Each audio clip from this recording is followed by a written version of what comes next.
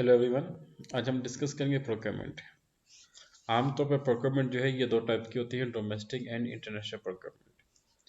Domestic procurement तो काफ़ी easy होती है और जो इंटरनेशनल प्रोक्योरमेंट है उसमें काफ़ी टेक्निकल टर्म्स इन्वॉल्व होती है। और डोमेस्टिक में जो आपकी करेंसी है वो आपके होम कंट्री की करेंसी यूज़ होती है। जो इंटरनेशनल वो प्रोक्योरमेंट है उसमें आपकी यूएस डॉलर इस्तेमाल की जाती है। और जो इंटरनेशनल प्रोक्योरमेंट है उसके अंदर आपकी ट्रांसपोर्टेशन, आपकी शिपिंग, आपकी टैक्स क्लियरेंस और आपका जो इंश्योरेंस वो उसमें इन्वॉल्व होती है। जबकि डोमेस्टिक में क्लियरेंस नहीं आती।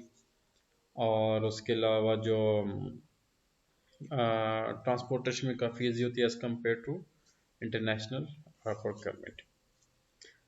अब जब हम बात करते हैं प्रोक्योरमेंट की, तो प्रोक्योरमेंट में भी डिफरेंट सेक्टर्स के अपनी अपनी अलग पैरामीटर्स होते हैं। फॉर एग्जांपल गवर्नमेंट सेक्टर की जो प्रोक्योरमेंट है उसके एक अलग क्राइटेरिया होते हैं जिसको गवर्नमेंट फॉलो करती है। और टेंडर के ज़रिए जो है प्रोक्योरमेंट प्रोसेस स्टार्ट किया जाता है। इसके अलावा जो मल्टीनेशनल कंपनीज है वो लास्ट में नहीं कि वो पब्लिक प्रोक्योरमेंट के ज़रिए, सॉरी, पब्लिक टेंडर के ज़रिए प्रोक्योरमेंट करें।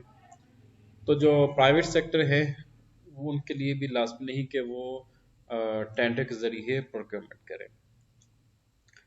तो ये एक अलग सी कहानी है कि अगर आप पब्लिक सेक्टर में हो और वहाँ पे आपने किसी भी डिपार्टमेंट के लिए कोई मटेरियल को आपने परचेज करने हैं, तो उसके लिए जो ऑर्गेनाइजेशन का जो स्टैंडर्ड है, जो पॉलिसी से उसको आप फॉलो करते हैं।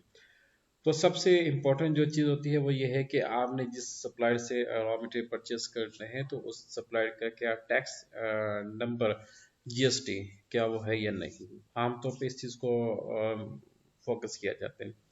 आप किसी भी वेंडर का जो टैक्स है वो एक प्रोमिनेंट पार्ट होता है, चाहे आप डोमेस्टिक प्रोक्योरमेंट में आते हो या इंटरनेशनल प्रोक्योरमेंट में आते हो या किसी भी कंट्री में आप कोई भी प्रोक्योरमेंट करते हैं उसके लिए टैक्स नंबर होना लाजमी होते हैं। उसके अलावा ये देखा जाता है इंटरनेशनल स्टैंडर्ड के मुताबिक उस मटेरियल की मैन्युफैक्चरिंग की गई है या नहीं की गई। और उसके अलावा ये देखा जाता है कि जो उसकी जो क्वालिटी कंट्रोल एश्योरेंस है वो कितनी स्ट्रॉन्ग है। फिर उसके बाद आप उसके प्राइस का इवैल्यूएशन करते हैं, प्राइस की किस बाकी कंपेटिटर से उसकी कितनी प्राइस फ्लक्चुएट करती है। तो ये कुछ इसके बेसिक पैरामीटर्स है जिसको आप पहले एनालाइज कर दें, then you start your procurement process. Procurement process जो है इसमें सबसे पहले आपका आता है परचेस रिक्विजिशन। परचेस रिक्विजिशन, अच्छा ये चीज़ स्टेप मैं आपको बता दूँ, ये जितने भी हम लोग काम कर रहे हैं इसमें डिफरेंट जो मॉड्यूल्स के जो कंसल्टेंट वो भी इसमें इन्वॉल्व हैं, इसमें FICO वाले भी इन्वॉल्व हैं, इसमें FI, CO, MM, ST, supply chain management और आपका ERP इसमें आपका इन्वॉल्व होगा। और इसमें आपका जो है सेल्स एंड डिस्ट्रीब्यूशन भी इन्वॉल्व होगा। तो काफ़ी इसमें आपके मॉड्यूल्स के जो कंसल्टेंट हैं इसमें इन्वॉल्व होंगे। अब उसकी वजह यह है कि जब आप कोई भी चीज़ की परचेजिंग करते हैं तो रॉ मटेरियल आपने जब उसको एक्वायर करना है तो वो उसको आप प्रोडक्शन में भी लेके आते हैं, फिर उसकी कॉस्टिंग भी होती है, फिर HR के साथ भी उसका इंटरलिंक किया जाता है। तो इस वजह से ये जो प्रोक्योरमेंट और इन्वेंट्री, ये मोस्ट इम्पॉर्टेंट एक मॉड्यूल होता है जिसकी इंटीग्रेशन बाकी डिपार्टमेंट के साथ की जाती है। For the sake of indication आपने इस चीज़ को प्रॉपर अंडरस्टैंड कर लें। देन आप आ जाएं परचेज रिक्विजिशन। कोई बता सकते हैं कि what is purchase requisition? Purchase requisition आमतौर पर आपके विद इन ऑर्गेनाइजेशन ये एक प्रोसेस होता है जो परचेज डिपार्टमेंट को एक इंफॉर्मेशन प्रोवाइड करता है कि we need this raw material with this specifications. अच्छा, सबसे पहले इसमें आप ये देखें PR document type underscore customise, उसको आप चेंज कर लो, परचेज रिक्विजिशन करते हैं।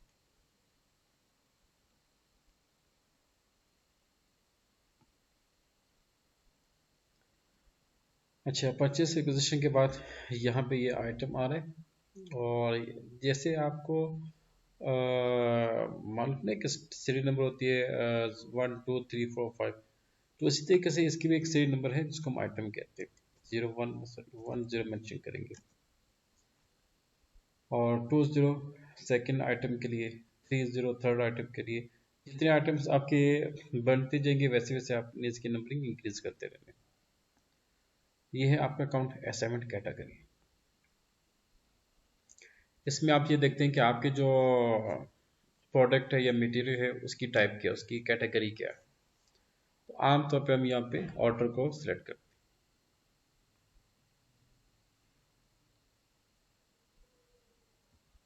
हैं। अच्छा, इसके बाद ये है आइटम कैटेगरी। आपके पास आइटम कैटेगरी कौन सी है, ये हम इसको स्टैंडर्ड पे लेके आएंगे। मटेरियल जो हमने क्रिएट किया था RMEP 1001, शॉर्ट टेक्स्ट स्किप कर दो, ऑटो आ जाएगा। क्वांटिटी आप देख लें 100,000। बॉटल के लिए हम एज यूज़ करेंगे, और यहाँ पे इसको आप थोड़ा सा एक्सपेंड कर दें, और ये आपके पास आ जाएगा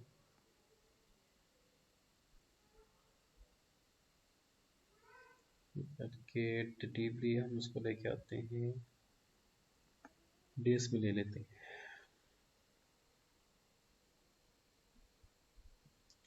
डिलीवरी डेट हम लेके आते हैं, आज क्या दिन है, 23, 26.01.20.25।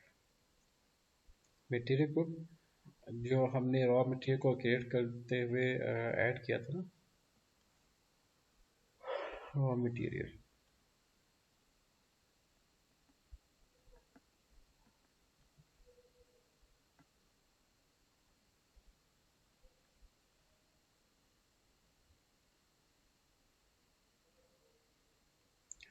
Raw material group plant PLEB SL01 रिक्वेजिशनर, ये आप जो है इसको स्किप कर।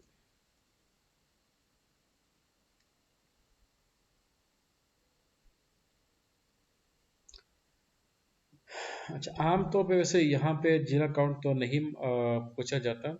और अब ये देखेंगे ये एक डॉक्यूमेंट कौन बना रहा है, परचेज डॉक्यूमेंट, परचेज डिपार्टमेंट। अब यहाँ पे वो पूछे कि जो जीरा काउंट है वो कंपलसरी है, because status shows red sign. So come to backend, हम इसके कुछ पैरामीटर्स को चेंज कर देते हैं।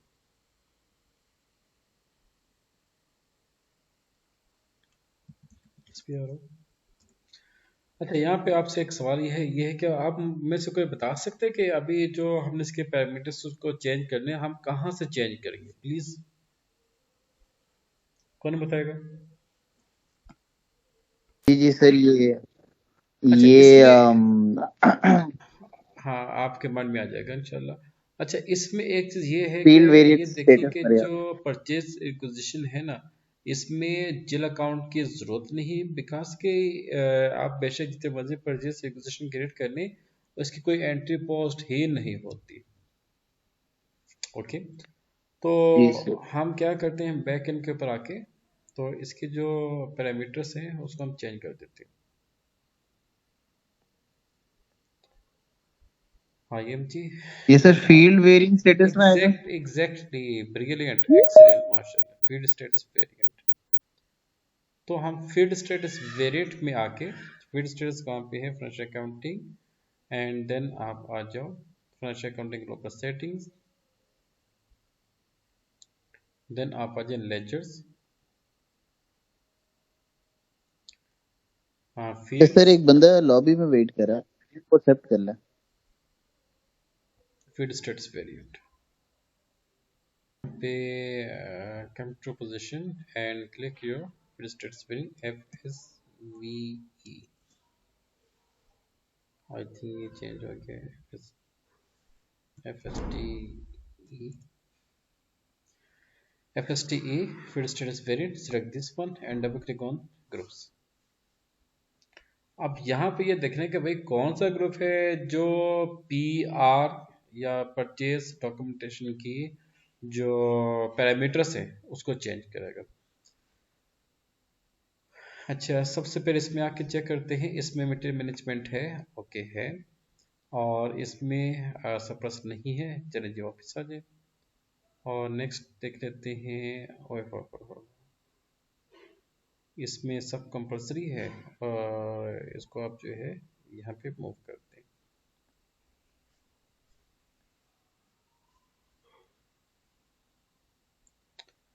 उसके बाद यहाँ से फिर हम नेक्स्ट मूव करें, और एसेट अकाउंटिंग को भी आप यहाँ पे करके, ये तो एसेट है लेकिन फिर भी इसको यहाँ पे ऑप्शन पे सेलेक्ट कर दो।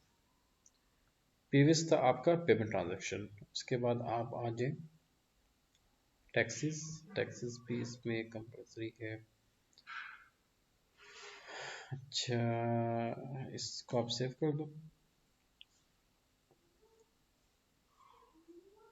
अच्छा, नेक्स्ट है आपका मटेरियल कंजप्शन। मटेरियल कंजप्शन से पहले हम देखते हैं मटेरियल अकाउंट्स, इसमें आपका मटेरियल आ गया। अच्छा, इसमें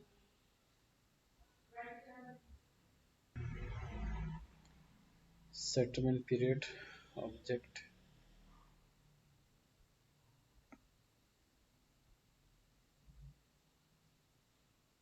इनवॉइस रेफरेंस,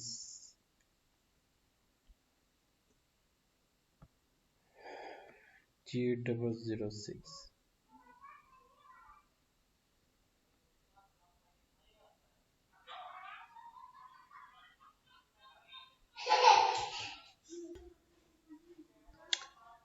उसके बाद हम आते हैं अकाउंट्स भी, उसको आप सेव कर दो।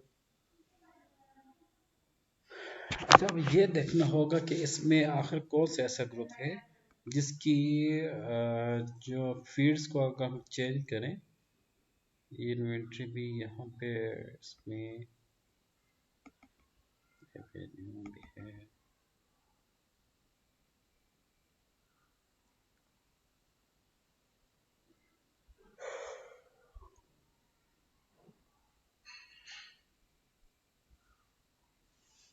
सर उधर फील्ड तो ऑटो की नहीं थी।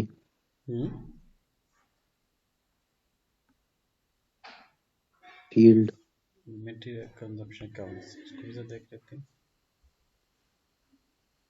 कि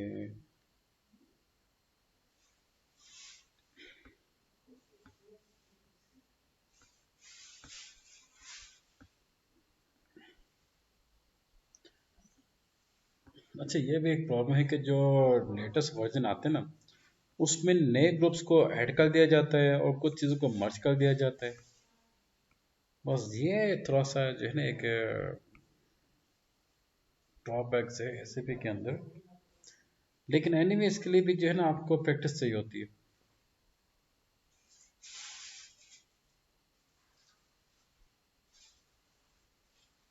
कॉस्ट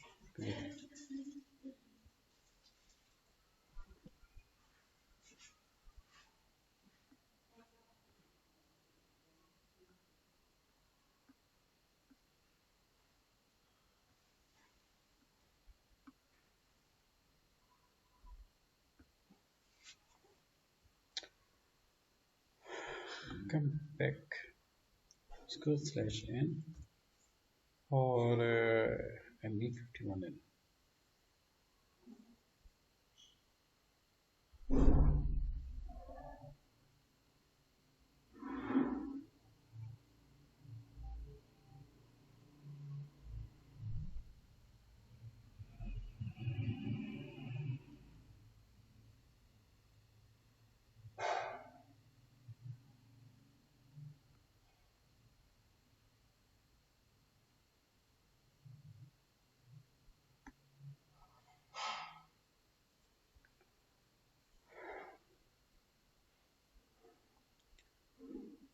अच्छा, 2023 में इसका जो परफॉर्मा है ना वो भी काफ़ी चेंज हो गया, 010, और इसमें क्या होता है एफ था, RMEB 201। 100,000 bottles day 26 01 2025। मटेरियल का काम कर जाएगा और material PLAB SL01।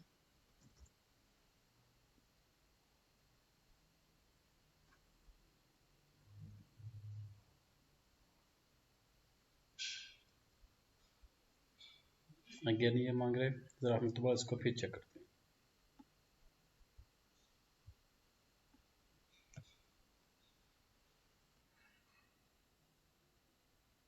Group G002 ये आपका इंटरनल ऑर्डर, इसमें ओके। और ये भी कॉस्ट सेंटर हो जाएगा। हम इसको ऑप्शन पे सिलेक्ट कर दें।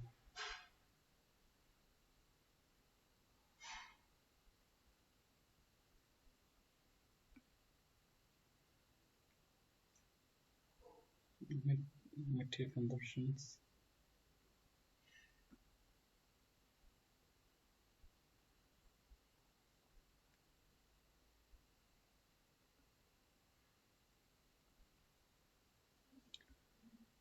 ओके ये भी ठीक।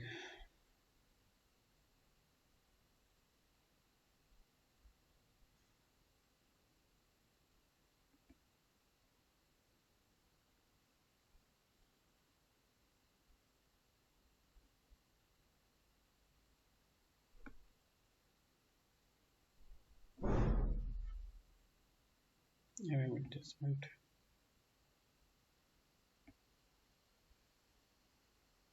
मिलिट्री फील्ड, इसको भी हम सेव कर दें।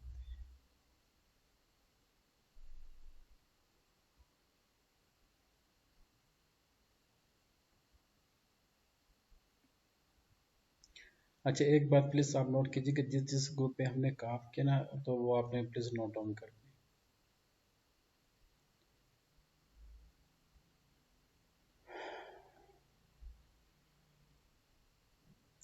और एक और चीज़ ये कि देखें, जब आपने फिक्स एसेट को परचेज करना है ना, और बल्कि हाँ, जब आप फिक्स एसेट को परचेज करेंगे तब भी आपने MM को यूज़ करना है, नंबर 1। और जब आप इनवॉइस को डिफाइन, जब आप इनवॉइस बनाएंगे ना, उसकी वेन्यू इनवॉइस बनाएंगे, तो उसमें विथ होल्डिंग टैक्स कोड, और ये तो कंपलसरी है, और आपका ग्रॉस इनकम टैक्स, ये सब उसमें कंपलसरी होगा। हम इसको भी अनटिक कर लेते हैं।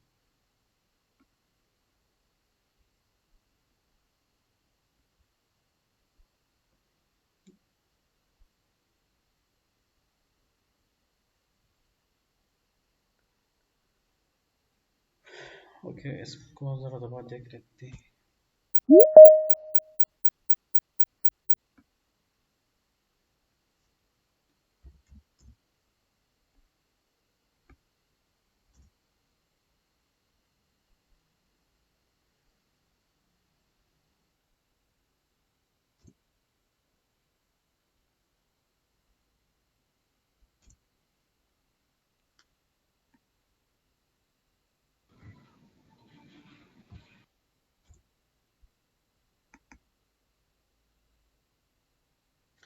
अच्छा जी कॉन्फी मांग रहे हैं। क्या काम ये करते हैं कि हम इसको ये कहते हैं कि भाई जेल लॉस भी दें, और अकाउंट असाइनमेंट, यहाँ पे जेल अकाउंट हम दे देते हैं। कौन सी बोतल है? COAE RM 1001।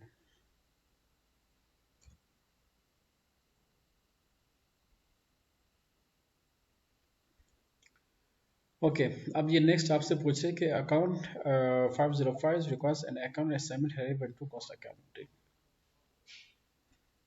अच्छा एक क्वेश्चन ये कि अभी हमने फीड स्टेटस प्लेट में तमाम जो उसकी फीड्स है उसको एडजस्ट कर दिए, और ये देखना होगा लेजर्स में, टाइप ऑफ लेजर्स जो है उसमें हमें ये देखना होगा कि बैक एंड के ऊपर जो एक टेबल है, एक डॉक एक टेबल है, उसमें ये देखना होगा कि कौन से एसएपी ने 2023 में लेजिस को यूज़ किया हुआ है, जिसकी वजह से जो कॉस्ट आपकी आ रही ना, ये कॉस्ट सेंटर, उसको कंपल्सरी कर दिया गया। अब 505 आपका जो है कॉन्सेप्ट मांग रहे, इसका आप आ जाए न्यू सेशन में और यहाँ पे आप आ जाए ओके B9।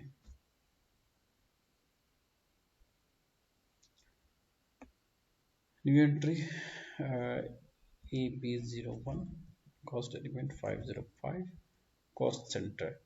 अब ये देखना होगा कि हमने कॉस्ट सेंटर को डिफाइन किया था EB01 प्रोडक्शन।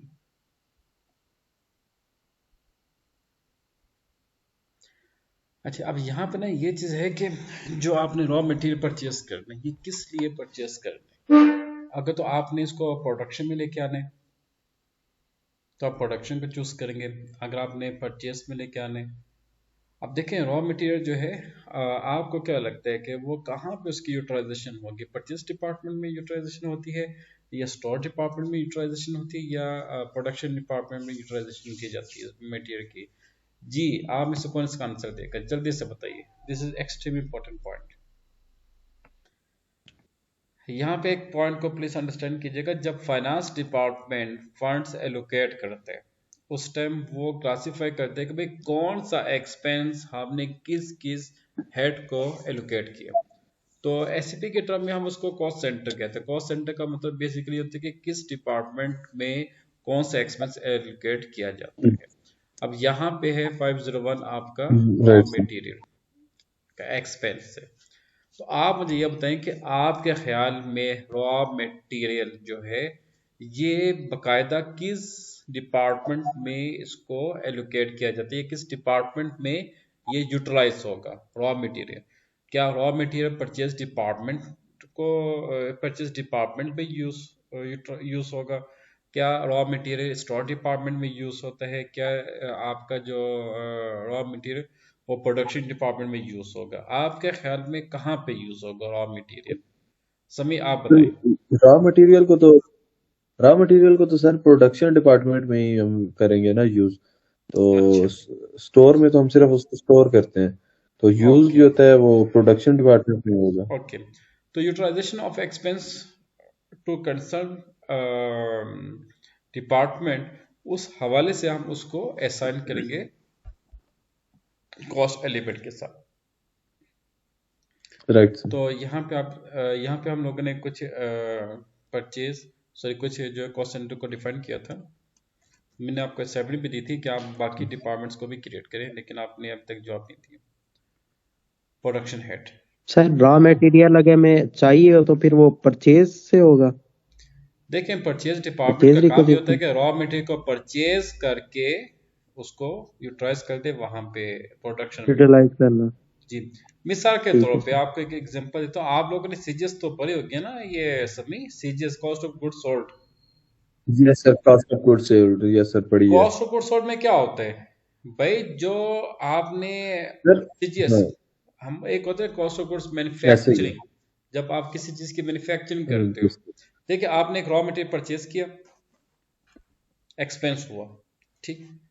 अब आपने ऐसे 1 लाख ही है जी बॉटल सर, को सर। परचेज किया एट द एंड ऑफ ऐसे मंथ। ही। आपने देखा भाई 1 लाख में से 90,000 बॉटल जो है वो प्रोडक्शन में यूज हो चुकी हैं, वो तो आपका एक्सपेंस बन गया। 10,000 है जो जी। दस ऐसे ही है हजार सर। जो बच सर गई वो ना, इन्वेंट्री वो एंड आपका हेड वो रॉ कॉस्ट में मटेरियल एसेट, होगा। वो बचेगी। एसेट बनेगा। इन्वेंट्री जो बच जाते हैं वो आपका एसेट बनते हैं। जी सर। Yes sir. ओके, तो सर उसको, एसेट और एक्सपेंस यस में सर, तो जमीन इन्वेंट्री आसमान एंड का हेड फर्क। उसको बोलते हैं जी। ऐसे ही है सर, बिल्कुल। Logic is clear. ओपनिंग उसको कहते हैं, ओपनिंग बैलेंस होता है जी सर। अच्छा, इसको आप सेव कर दें और उसके बाद यहाँ पे आ जाए। ये कहाँ पे था, एंटर। अच्छा, आप क्या कह रहे हैं,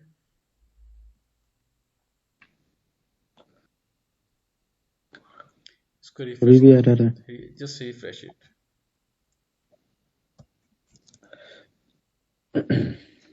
सर जो सीपीआर होता है, कॉस्ट ऑफ प्रोडक्शन रिपोर्ट, तो उसमें भी हम इसको कर सकते हैं ना? वो एक अलग चीज है, वो एक अलग चीज है, ऐसे ही है वो सर। रिपोर्ट है। और वो जो आप बात करें ना, उसको हम कॉस्टिंग शीट में लेके आते हैं, सीपीआर को। ऐसे ही है बस सर। Okay, very good. और MEP 1001 100 each.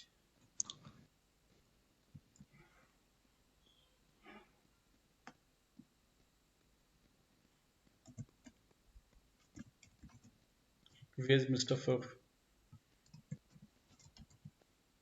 Sir, I don't know where is he, because I'm in my town.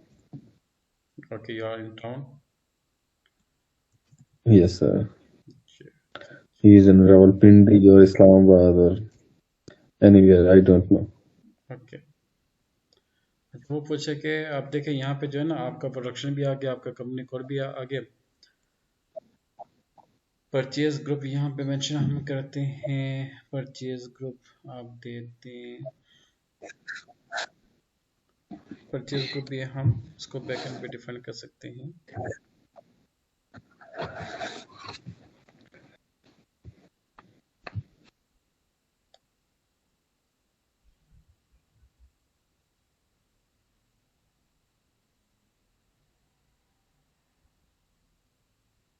Sir ये EB01 कंपनी कोड है। जी, ये आपका कंपनी कोड है। अच्छा, परचेज ग्रुप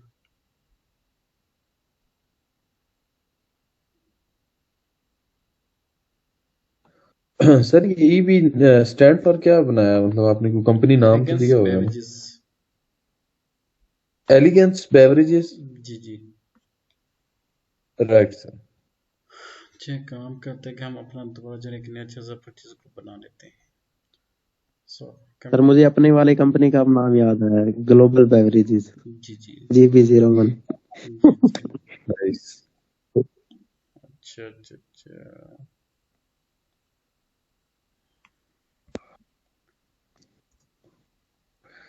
150। SPR अदील बताएं, what is purchase group?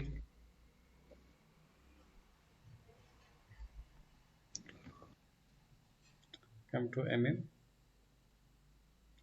Come to purchase जी, और यहाँ पे आपका आ जाएगा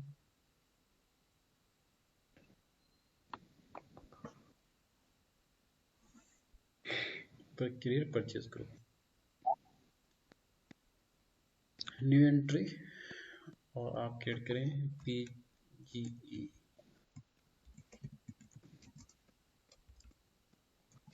परचेज ग्रुप।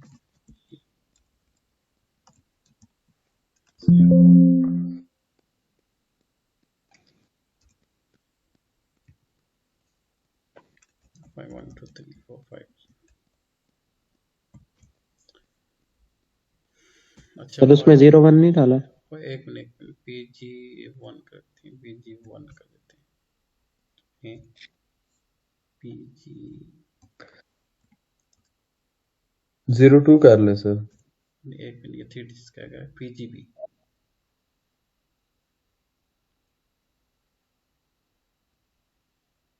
Right sir. यहाँ पे चेक करते हैं आ गया नहीं आया, इसको फाइंड आउट PGB।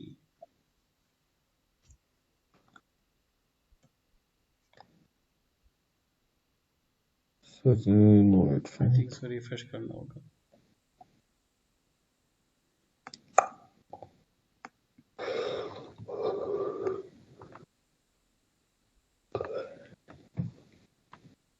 PG8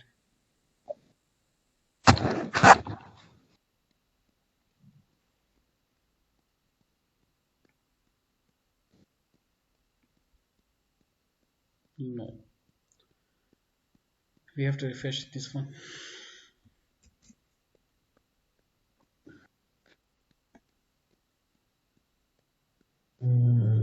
ये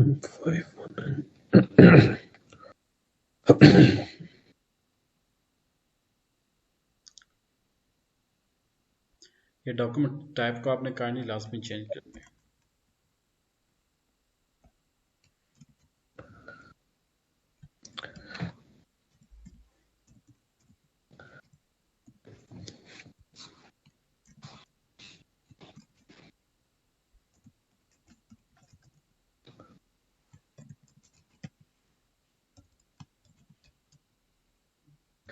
सर ये हम इसको हेड में भेज रहे हैं परचेज रिक्विजिशन को। कहाँ पे?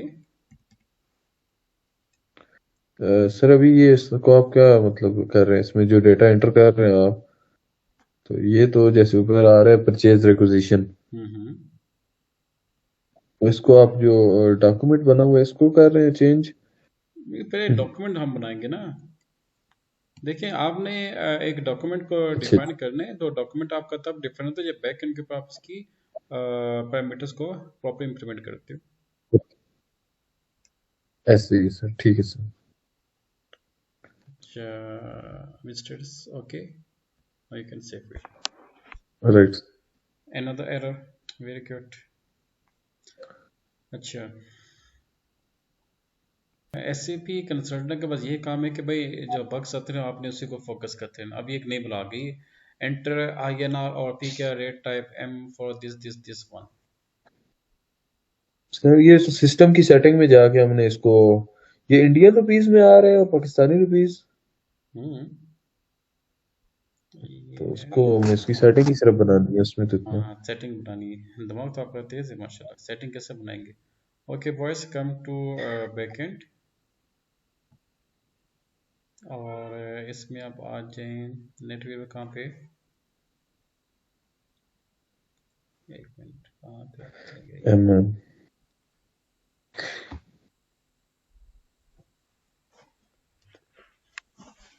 सर ये हर वर्जन के अंदर ये इसकी सेटिंग चेंज हो जाती है? हाँ हर वर्जन के अंदर इसकी सेटिंग चेंज हो जाती है। Very good very good.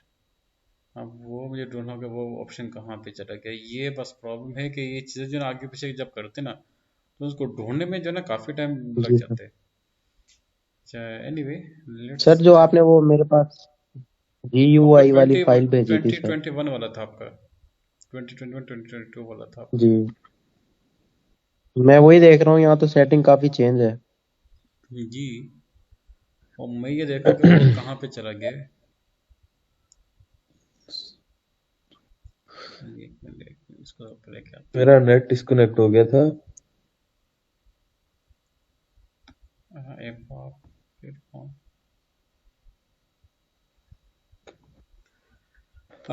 come to above platform, come to general settings, come to currencies, ये मिल गया। राइट अच्छा enter exchange rate. Right okay, ये फायदा होता है राइट प्रैक्टिस सर करने का। अगर आप प्रैक्टिस नहीं करते ना तो मुझे भी नहीं था मतलब भाई इसका पाथ कहाँ पे। Right sir. अच्छा come to new entries, exchange rate कर दें आप एम। एम जो है आपका एक स्टैंडर्ड एवरेज रेट है। वेट फ्रॉम 01.01.2025 और ये हम करते फ्रॉम अगेन INR कितने के, हम उसको 3 रुपये ले गए अपने सही है sir. PKR maintain 1:1। Right sir. आपका 1 जो INR होगा वो 3 PKR के बराबर होगा। ओके सही है सर। सर ये जो आपने फर्स्ट में आपने जो M चूज किया था ये क्या स्टैंडर्ड था? ये स्टैंडर्ड था, बिल्कुल स्टैंडर्ड था। क्योंकि जो एरर आया था उसमें अच्छा आप क्या चीज बोले कि जो एरर आता है ना उसमें ये आप राइट देखो कि भाई एरर में आपसे क्या कह रहे हैं। एरर के अंदर वो M का वो था तो हमने ME को चूज किए। तो जो भी एरर में जी आपसे सर। Right sir. कहा जाता है ना आपने उसी को फॉलो करना है। वहां पे M दिया हो तो आप मतलब कि कोई और उठा के लिखते हैं तो वो कोई नई चीज बन जाएगी। Right sir, right. A B,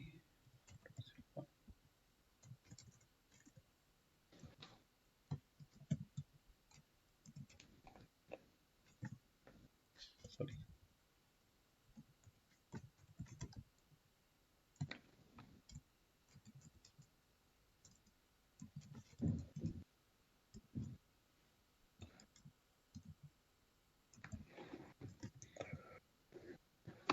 B G B 505, let's save it. Alhamdulillah, we have created purchase acquisition number, this one yearly. Okay student, तो अब आपको मालूम हो चुका होगा कि भाई एक डॉक्यूमेंट को बनाने में बैक एंड के ऊपर कितने जो वर्किंग है उसको कॉन्फ़िगर करना पड़ता है। ओके, नाउ जी कम सर। टू ठीक है सर। Purchase acquisition we have created. अब आप आ जाओ RFQ, request for quotation.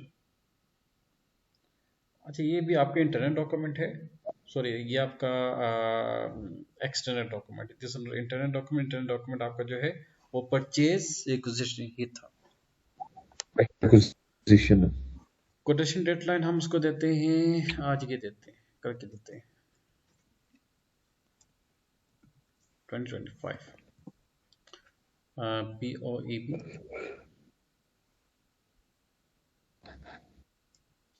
EGB item category standard. Delivery date यहाँ पे हमने क्या दिया था, डेट दिया था ना, डेट, अच्छा डेट फॉर्मेट आएगा 25 2025 PLEB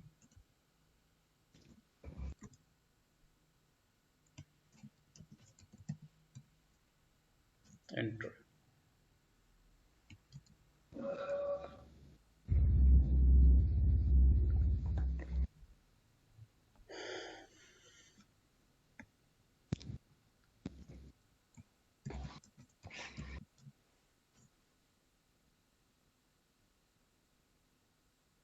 ये रॉ मटेरियल ऑफ आ गया।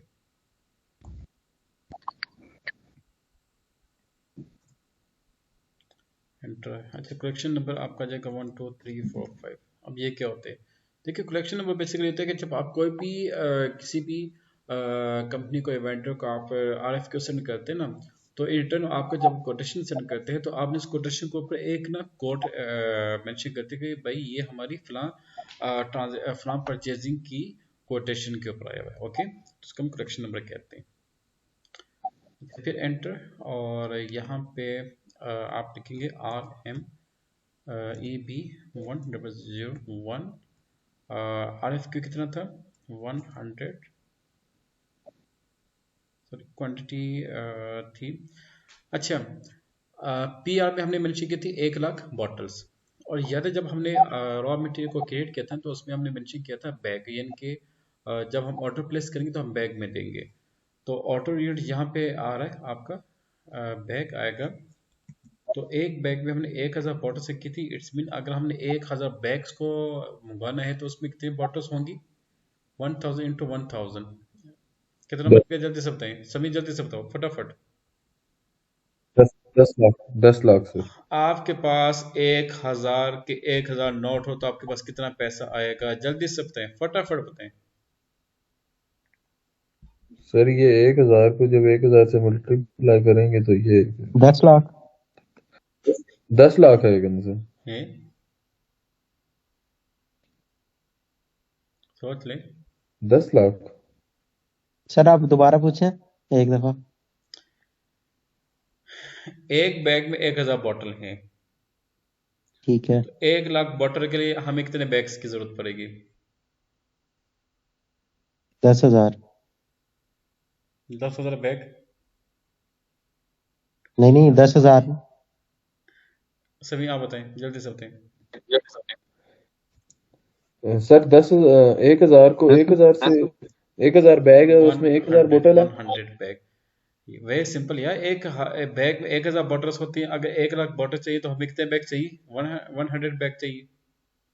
ऐसा ही है जी, सर। हाँ 100 को 100 से ज़रब दो तो जी। 1 लाख जब बनता तकसीम है। करते रहो करके। यहाँ पे आपने ये डेटा फिलअप कर दी। उसके बाद आप आएंगे हेडर, और हेडर में आप आ जाओगे सप्लायर एड्रेस। अब याद है कल जो हमने सप्लायर को क्रिएट किया था उसका कोड क्या था? 400858। ये तो आ नहीं रही इधर, क्या कोड था आपको? अच्छा, यहाँ पे सप्लायर गिवन है।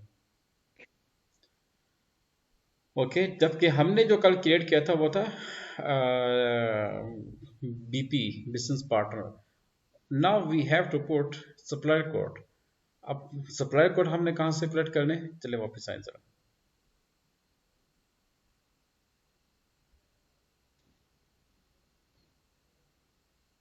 इसको क्लोज करते हैं।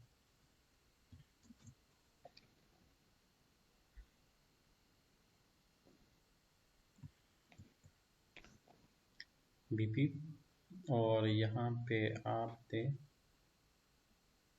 5 स्टार्ट।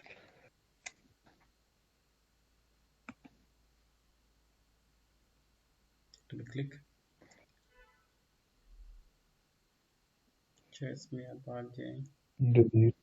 आइडेंटिफिकेशन, इसमें कंट्रोल स्टेटस,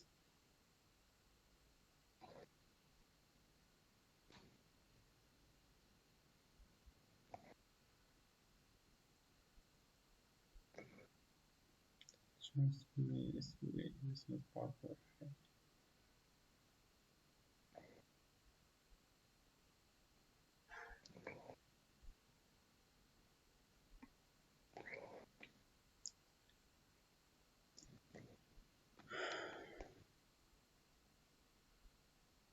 बिजनेस पार्टनर हमने कौन सा यूज किया था? 1। नाम क्या आपका?